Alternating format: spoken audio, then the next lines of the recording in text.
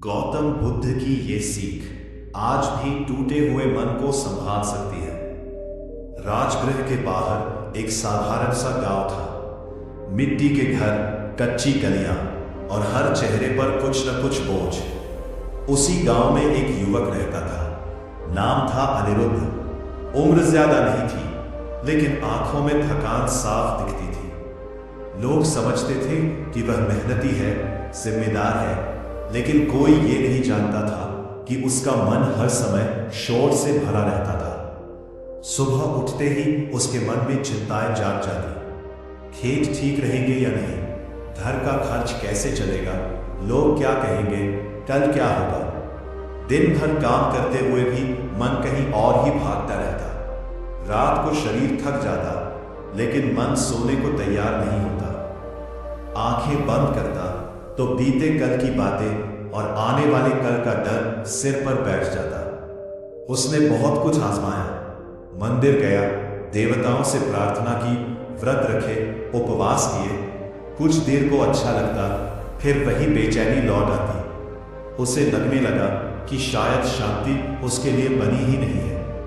एक दिन गांव में चर्चा फैली कि एक महान तपस्वी पास के वन में ठहरे हैं। लोग उन्हें बुद्ध कहते हैं।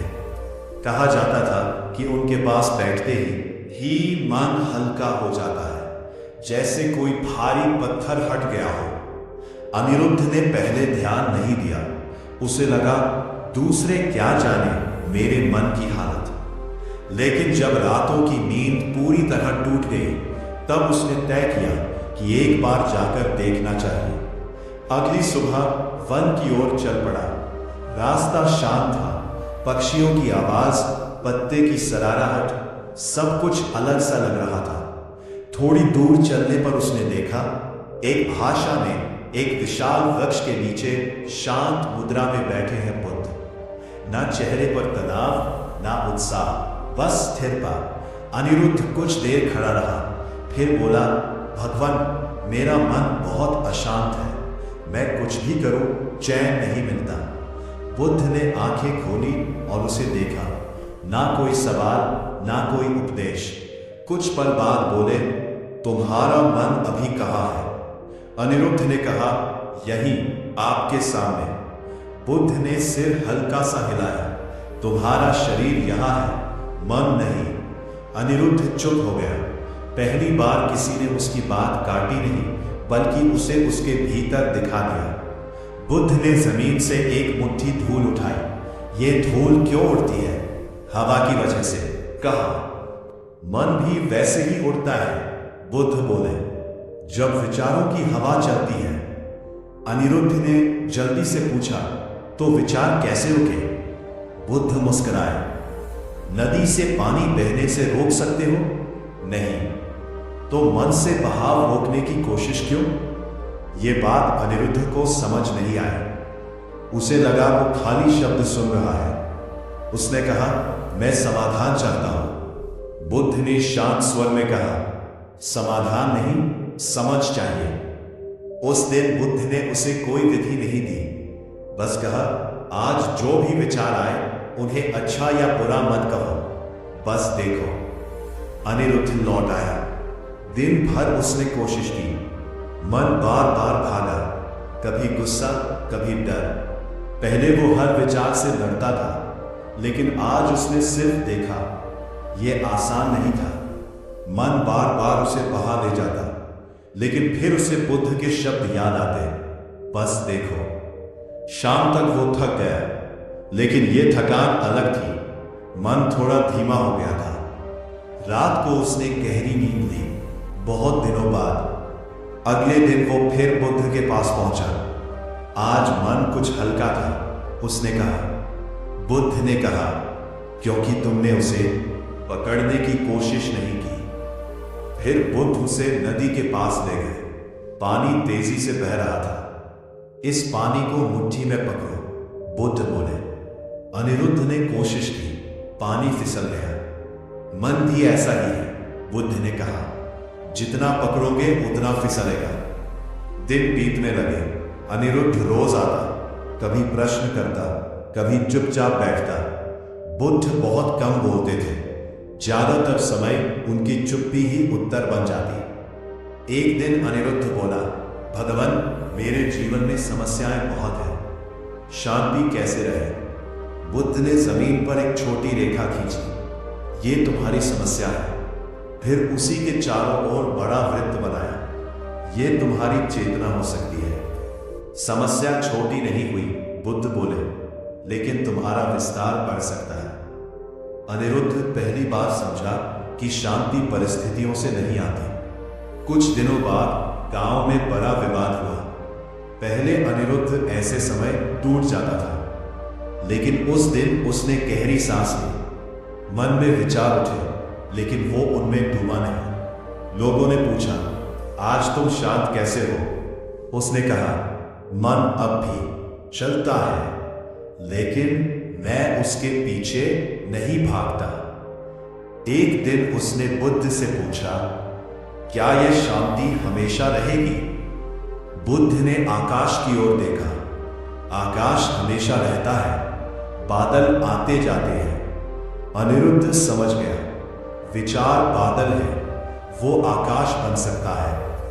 धीरे धीरे उसका जीवन वही रहा, लेकिन देखने का तरीका बदल गया। काम वही, लोग वही, समस्याएं वही, लेकिन मन अब ठहरने लगा था। एक सुबह वो अकेला बैठा था, ना कोई विचार रोकने की कोशिश, ना कोई पाने की इच्छा, बस सांस, शरीर और वर्तमान। उस पल उसे समझ आया, शांति बाहर से नहीं आती, शांति तब आती है जब लड़ना बंद हो जाता है। उस दिन अनिरुद्ध ने बुद्ध को प्रणाम किया। बुद्ध मुस्कुराए, जैसे कह रहे हो, अब तुम खुद अपना मार्ग हो। और उसी साधारण गांव में एक साधारण जीवन जीते हुए एक साधारण युवक ने अपने मन की अशांति को समझ लिया। अनिरुद्ध अब रोज बुद्ध के पास नहीं जाता था। उसे ऐसा लगने लगा था कि जो समझना था वो समझ चुका है। लेकिन जीवन कभी इतना सरल नहीं होता कि समझते ही परीक्षा खत्म हो जाए। एक दिन गांव में उसके पिता बीमार पड़ गए। घर की जिम्मेदारी अचानक उसके कंधों पर आ गई। दवाइयों का खर्च, खेत का काम, रिश्तेदारों की बातें, सब कुछ एक साथ। पहले ऐसा समय आता तो अनिरुद्ध भीतर से टूट जाता। अब भी मन में डर उठा, चिंता आई, लेकिन उसने उसे पहचान लिया। वो अपने मन को देख रहा था। डर उठता है, रुकता है, फिर चला जाता है। पहले वो डर बन जाता था, अब वो डर को देख रहा था। फिर भी एक रात वो बेचैन हो उठा। पिता की सांसें तेज थी, बाहर अंधेरा था। अनिरुद्ध का मन फिर दौड़ने लगा। अगर कुछ हो गया तो, अगर मैं असफल हो गया तो। वह चुपचाप उठा और गांव के बाहर निकल गया। वही पुराना रास्ता, वही वन। बिना सोचे वह बुद्ध के पास जा पहुंचा। बुद्ध उस समय अकेले बैठे थे, जैसे जानते हो कि कोई आने वाला है। अनिरुद्ध ने कहा, मैंने सोचा था कि मन शांत हो गया है, लेकिन आज फिर वही डर लौट आया। बुद्ध ने पूछा, क्या तुमने कभी सोचा था कि डर फिर नहीं आएगा? अनिरुद्ध चुप रहा। बुद्ध बोले, शांति का अर्थ डर का ना आना नहीं है। शांति का अर्थ है डर के आने पर भी खो ना जाना। अनिरुद्ध को पहली बार यह बात भीतर तक लगी। वह अब भी कहीं न कहीं उम्मीद कर रहा था कि एक दिन मन पूरी तरह शांत हो जाएगा, हमेशा के लिए। बुद्ध ने कहा, जब शरीर बीमार होता है तो क्या वह फिर कभी बीमार नहीं होगा? नहीं, अनिरुद्ध ने कहा। तो मन के साथ अलग नियम क्यों? बुद्ध बोले। उस दिन बुद्ध ने उसे एक छोटा सा काम दिया। जब भी मन अशांत हो, अपने शरीर को देखो। पैर जमीन पर है या नहीं, सांस चल रही है या नहीं। अनिरुद्ध को यह बहुत साधारण लगा, लेकिन उसने किया। पिता की हालत थोड़ी बेहतर थी। अनिरुद्ध खेत पर गया। काम करते हुए अचानक किसी ने उसे ताना मारा, सब जिम्मेदारी तुम्हारे बस की नहीं है। पहले यह बात उसे अंदर तक हिला देती, आज भी मन में आग लगी। लेकिन उसी क्षण उसे बुद्ध के शब्द याद आए। उसने अपने पैरों को देखा, मिट्टी में धंसे हुए। सांस को महसूस किया, आ रही है, जा रही है। विचार धीमे पड़ गए। वह समझने लगा कि मन को शांत करने के लिए मन से ही लड़ना जरूरी नहीं है। कभी कभी शरीर में लौट आना ही काफी है। दिन बीतते गए, पिता ठीक होने लगे, लेकिन जीवन ने एक और परीक्षा रख दी। खेत की फसल खराब हो गई, नुकसान पड़ा था। गांव के लोग निराश थे। अनिरुद्ध के मन में फिर सवाल उठा, अब क्या? उस रात वह देर तक बैठा रहा, न पूजा न प्रार्थना, बस बैठना। विचार आए, भविष्य का डर, असफलता की छवि। वह उन्हें रोक नहीं रहा था, वह उनसे भाग भी नहीं रहा था, बस देख रहा था। धीरे धीरे विचारों के बीच जगह बनने लगी। शब्द कम हुए, भावनाएं हल्की हुई। उसी मौन में उसे एक बात साफ दिखी, समस्या बाहर है, पीड़ा भीतर बनती है। अगले दिन वह बुद्ध के पास नहीं गया, वो खेत पर गया। उसने जो संभव था किया, जो संभव नहीं था उसे स्वीकार किया। कुछ समय बाद गांव में अकाल जैसी स्थिति बनी। लोग परेशान थे। कई लोग बुद्ध के पास जाने लगे। कोई चमत्कार चाहता था, कोई समाधान। अनिरुद्ध भी गया, लेकिन इस बार प्रश्न लेकर नहीं। बुद्ध ने उसे देखा और कहा, अब तुम प्रश्न क्यों नहीं पूछते? अनिरुद्ध बोला, क्योंकि अब मैं उत्तर को पकड़ने की कोशिश नहीं करता। बुद्ध मुस्कुराए, यही सही सुनना है। उस दिन बुद्ध ने गांव वालों से कहा, दुख जीवन का हिस्सा है, लेकिन दुख से लड़ना दुख को बड़ा करता है। कुछ लोग नाराज हुए। उन्हें उम्मीद थी कि बुद्ध कोई आसान रास्ता बताएंगे। अनिरुद्ध ने पहली बार देखा, सच हमेशा अच्छा नहीं लगता। एक शाम वह अकेला बैठा था। सूरज डूब रहा था, रंग बदल रहे थे। उसे लगा जैसे मन भी वैसा ही है। रंग बदलता है, लेकिन आकाश वही रहता है। उसी पल एक अजीब सी शांति उतरी, ना खुशी ना उदासी, बस होना। उसने समझा, मन को शांत करना कोई उपलब्धि नहीं है, ये हर पल का अभ्यास है। कुछ दिनों बाद बुद्ध ने वहां से जाने का निर्णय लिया। लोग इकट्ठा हुए, कोई रो रहा था, कोई हाथ जोड़ रहा था। अनिरुद्ध भी सामने खड़ा था। बुद्ध ने उससे कहा, अब तुम मुझसे दूर नहीं हो। अनिरुद्ध ने सिर झुका दिया। वो जानता था बुद्ध अब उसके भीतर थे। बुद्ध चले गए, गांव वही रहा, जीवन वही रहा, लेकिन अब अनिरुद्ध हर परिस्थिति में एक बात पहचान ले पाता, मन अशांत हो सकता है, लेकिन उसे देखा जा सकता है, और जिसे देखा जा सके वो हमें बांध नहीं सकता। बुद्ध के जाने के बाद गांव कुछ समय के लिए खाली सा लगने लगा, जैसे किसी ने वातावरण से कोई गहरी शांति उठा ली हो। लेकिन अनिरुद्ध के भीतर एक अजीब स्थिरता बनी रही। पहले वो शांति को किसी स्थान या व्यक्ति से जोड़ता था, अब वो जान गया था कि शांति कहीं बाहर नहीं रहती। जीवन फिर अपनी गति से चलने लगा। खेत, घर, रिश्ते सब वही थे, लेकिन अब हर अनुभव के साथ उसका मन एक नई परीक्षा से गुजरता। एक दिन गांव में एक यात्री आया, थका हुआ, परेशान और क्रोध से भरा।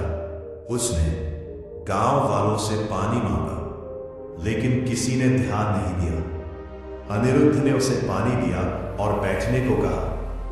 यात्री ने अचानक गुस्से में बोल दिया, तुम सब स्वार्थी हो, किसी को किसी की परवाह नहीं।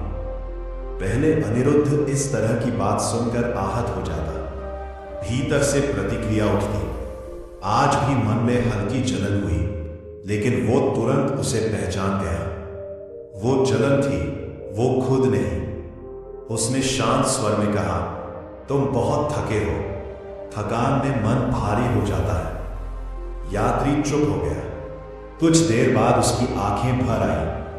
कई दिनों से शांति नहीं मिली, उसने कहा। अनिरुद्ध ने उत्तर नहीं दिया।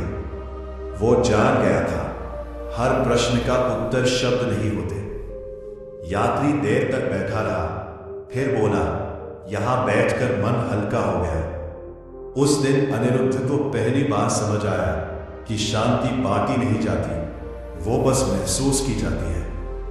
जब कोई स्वयं शांत होता है तो सामने वाला भी धीरे धीरे ठहरने लगता है।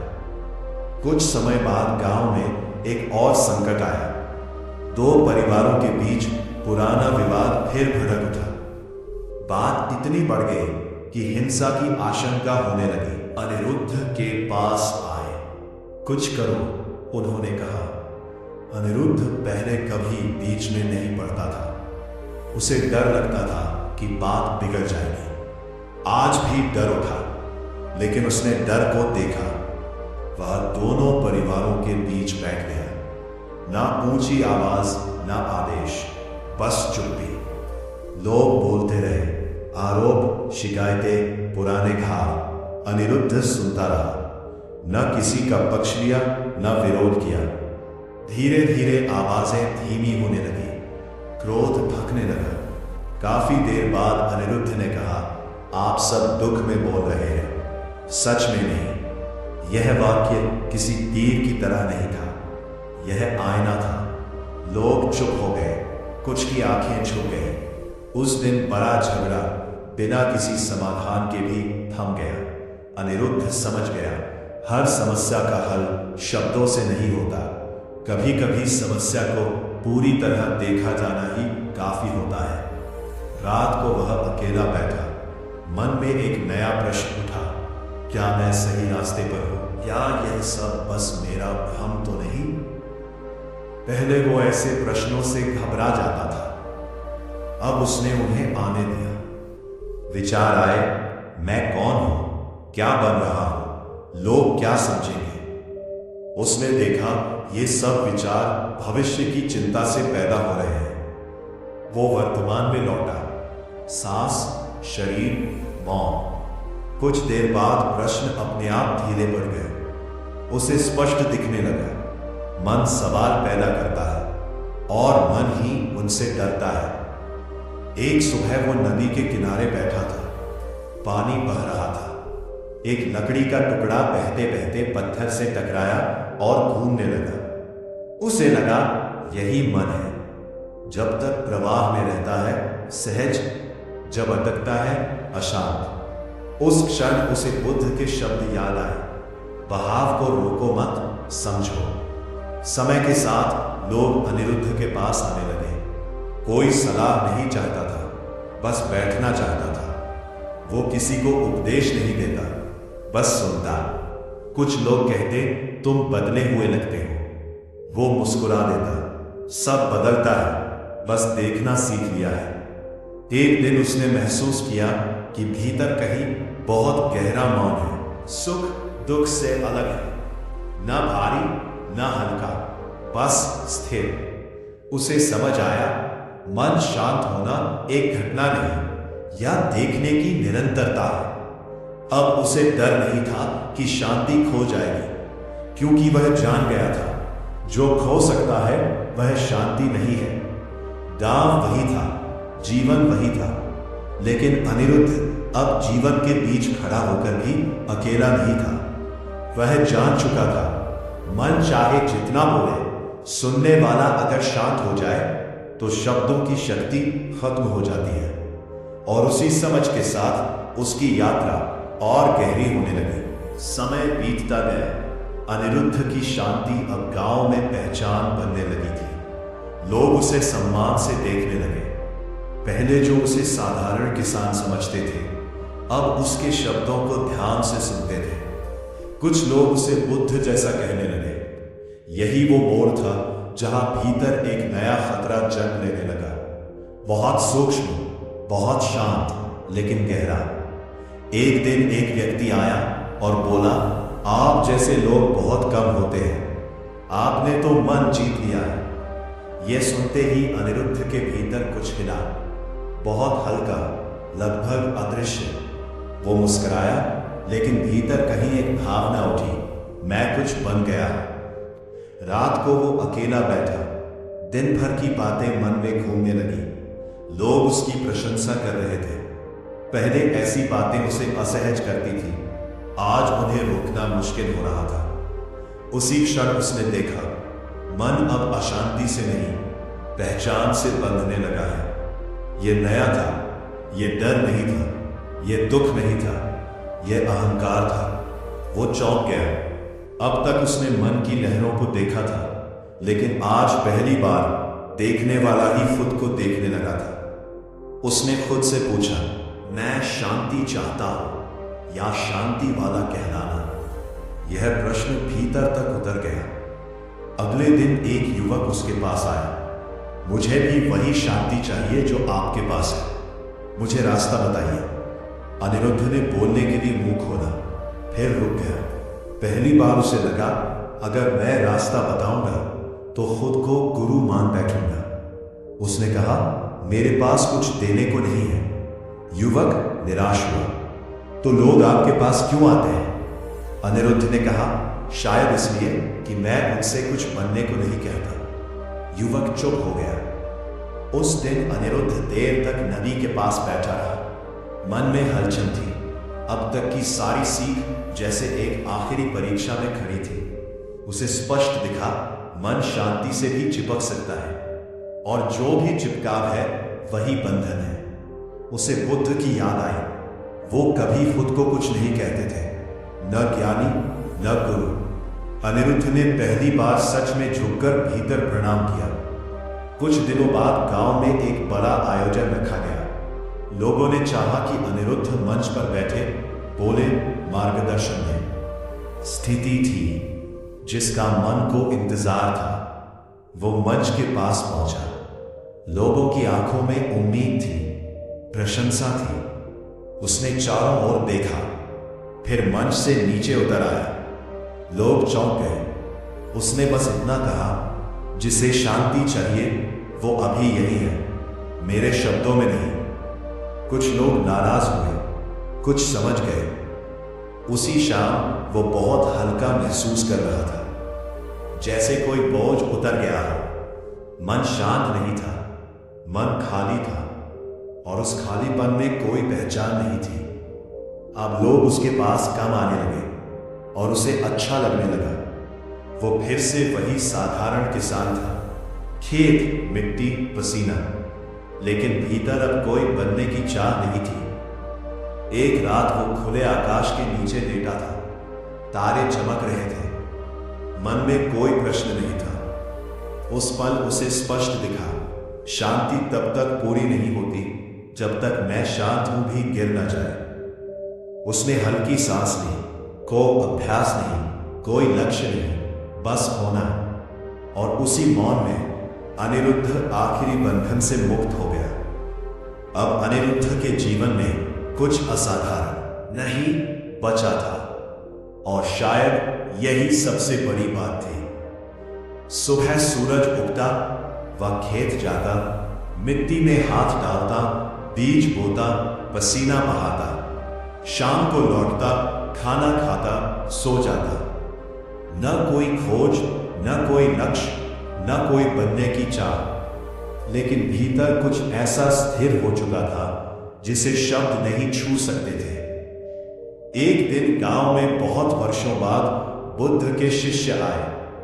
वे लोगों को उपदेश दे रहे थे, सूत्र सुना रहे थे, ध्यान की विधियां बता रहे थे।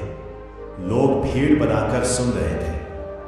अनिरुद्ध भी दूर खड़ा हो गया। एक शिष्य ने कहा, मन को नियंत्रित करो, तभी शांति मिलेगी। यह सुनकर अनिरुद्ध के भीतर हल्की सी मुस्कान उभरी। कोई विरोध नहीं, कोई सहमति नहीं। एक वृद्ध शिष्य की नजर उस पर पड़ी। तुम चुप क्यों हो? उसने पूछा। अनिरुद्ध ने कहा, मन को सुन रहा हूं। तो क्या वह शांत है? शिष्य ने पूछा। अनिरुद्ध ने कुछ क्षण सोचा। वह है। शिष्य समझ नहीं पाया, लेकिन अनिरुद्ध समझ चुका था।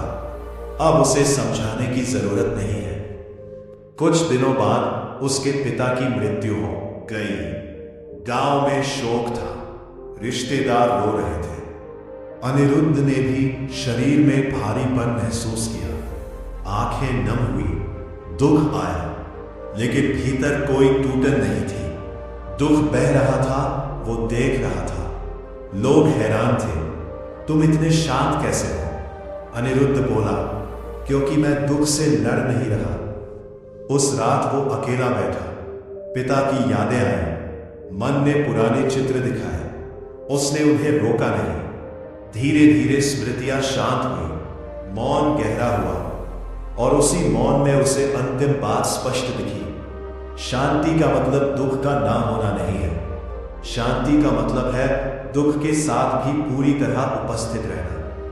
कुछ समय बाद गांव में एक बच्चा उसके पास आया। तुम क्या करते हो जब मन परेशान होता है? अनिरुद्ध ने बच्चे के सिर पर हाथ रखा। मैं उसे परेशान होने देता हूं। बच्चा हंस पड़ा। इतना आसान? अनिरुद्ध भी हंस दिया। मन ही मुश्किल बनाता है। अब लोग उससे कम प्रश्न पूछते थे और वो कम उत्तर देता था। पानी बह रहा था, सूरज ढल रहा था। ना उसने ध्यान किया, ना उसमें सोचा, बस देखा। उसी क्षण एक बात बिना शब्दों के प्रकट हुई। जिसे तुम मन कहते हो वो कभी तुम्हारा था ही नहीं, और जो तुम हो वो कभी अशांत हुआ ही नहीं। उस समझ के बाद कुछ भी बदला नहीं और सब कुछ बदल गया। अनिरुद्ध ना संत बना, ना गुरु, ना कथा। वो बस जीवन बन गया। गांव में उसकी कोई मूर्ति नहीं लगी, कोई ग्रंथ नहीं लिखा गया, कोई नाम नहीं फैला, लेकिन जो भी उसके पास बैठता कुछ देर बाद अपने मन का बोझ हल्का पाता। और यही पर्याप्त था, क्योंकि शांति सिखाई नहीं जाती। वो तब प्रकट होती है जब खोज समाप्त हो जाती है। और उसी साधारण जीवन में एक साधारण मनुष्य ने अपने मन को नहीं बल्कि स्वयं को समझ लिया। अगर ये बात दिल को छू गई हो तो IQ गौतम बुद्धा चैनल को सब्सक्राइब करें और कमेंट में अपनी राय लिखें।